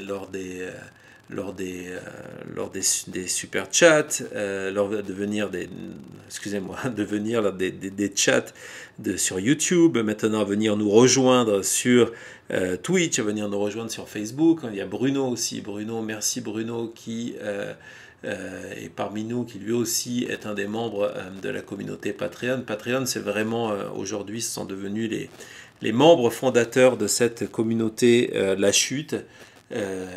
Parce que c'est grâce à leur soutien aussi, grâce à votre soutien là en ce moment sur YouTube, merci Seb, merci Vico, qui nous permet d'être là, et donc on va essayer de se retrouver. En tout cas voilà, c'était une expérience. N'hésitez pas à nous dire dans les commentaires ce que vous en avez pensé, sur X, de venir poster des remarques via Twitter, ce que vous avez pensé du truc. Sur Twitch, on va être de mieux en mieux sur Twitch, on va essayer vraiment de créer quelque chose, mais si on pouvait à l'avenir avoir ce rendez-vous comme ça, où on vous écoute, où on prend les réponses, où on discute à bâton rompu de points d'actualité, vraiment c'est quelque chose qu'on a envie de faire, de se retrouver ensemble. Merci Lacio, c'est aussi très apprécié, vos émissions sont de vrais bols d'air, bravo, et des bols d'air en ce moment, on en a vraiment besoin, donc merci. Merci les Raymond, je sais même plus sur quel média, ça c'est sur Twitch. Merci les Raymond, merci à toi, ou je sais pas si je sais pas, c'est pas un prénom ça, donc merci. On a un autre message, merci pour le live, trop cool de pouvoir suivre ça sur Twitch. Ouais, ça faisait longtemps que vous nous demandiez de venir aussi sur Twitch, donc on a voulu faire ça, on est obligé de changer beaucoup du matériel, mais en tout cas, on va essayer de vraiment cultiver ça. On va voir comment ça marche sur Facebook, j'en ai aucune idée. Et en tout cas, voilà. Merci encore à toutes et à tous de votre participation ce soir. On se retrouve demain. Bonne soirée si vous êtes en Europe. Bonne journée si vous êtes sur le continent nord-américain. Merci le chat d'avoir resté aussi nombreux. Merci Cody d'être passé. Merci Thomas pour un travail de titan pour être aujourd'hui là. J'espère qu'on s'en rend tous conscience. En tout cas, moi je m'en rends conscience. Merci beaucoup. Et à très vite. N'oubliez pas de partager. N'oubliez pas de venir liker, de venir commenter après l'émission, de nous donner votre adresse X pour avoir des codes Blue Sky. J'en ai reçu encore pendant l'émission, grâce à la générosité de ma communauté qui vient. On s'approche. Pas trop le dire à monsieur Elon Musk, mais on s'approche des 1000 codes, des 1000 invitations distribuées. Donc voilà, donc c'est formidable. Merci Christophe, merci Thierry. C'est le moment de remercier tout le monde merci Faboun, merci Alain, merci Stéphane, merci Christophe, Patricia. Vous étiez très nombreux sur le space. Merci Flo, merci Renaud, c'est aussi un des fidèles. Merci Max. Faboun qui nous dit bravo aux techniciens pour le multiplateforme. Oui, bravo aux techniciens au singulier parce qu'il y en a un seul et il a fait du travail herculéen ce soir. Et puis sur Manimum, tout a bien fonctionné, magnifique sur Twitch. On va remercier encore s'il y a du monde qui était là. Merci Sylvie. Je vais remercier Elvien. Voilà, merci à vous. Monique de Belgique. On a une pensée pour vous, nos amis belges. Donc merci Monique. Merci SD. Et puis je remercie une dernière fois toutes les personnes qui sont passées sur Super Chat. Il y en a beaucoup. Donc on va se faire une liste de noms. Attendez, je perds la voix. Hein, c'est les effets de vivre dans le désert avec l'air qui est sec. Merci Lassia. C'est parti. Merci Le Tourneau Pop. Merci Seb Astien. C'est pas mal celle-là. Merci Vico. Merci Bruno. Merci Janine. Merci Alna Fleury. Merci Robert, un habitué aussi. Merci Stéphanie. Merci Scooby-Doo. Merci Eric. Merci Denis. Merci Sylvie. Merci Sylvie Payette du Québec. Merci Chantal. Merci Flore de Californie. Merci Antonin. Merci à toutes et à tous. À très vite. Sûrement demain. Je vous tiens au courant sur Blue Sky, sur Threads, sur Patreon d'abord et sur ma page X pour vous informer de tout ça. Mais il y a de fortes chances qu'on se retrouve demain, même endroit, même heure, même punition. Allez, c'était le Space de la chute. À bientôt.